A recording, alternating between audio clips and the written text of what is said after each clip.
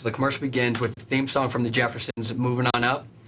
And while that song is playing, the camera's scrolling down, and you scroll down to a local barbershop in the city with a sign that reads Legends Barbershop. So I'm sure you've all seen the movie Coming to America. Well, there's a particular scene in that movie that takes place in a barbershop, and that's kind of the idea of the commercial. So the camera scrolls into the barbershop. You have two barbers played by Don Shula and Mike Ditka, and they are both Super Bowl winning coaches.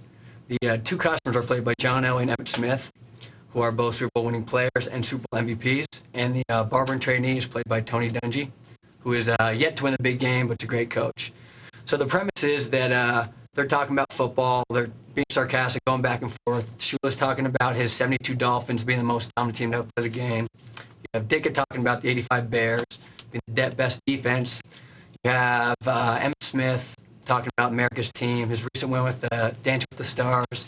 You have John Elway talking about just going out on top. So that's kind of the premise of the commercial, just a lot of dialogue going back and forth. So the camera cuts to Ditka as he's finishing cutting John Elway's hair. And Elway's getting off the chair, and you just see Ditka look to the waiting room and say, "Who's next?" Looks to the waiting room. Camera pans over the waiting room. You have Zane Thomason, Brian Urlacher, Michael Vick, and Peyton Manning waiting in the waiting area. Camera cuts out. It says, "Who's next?" in the words, and then you have the MT come over and say, "Super Bowl 41, who's the next Super Bowl great?"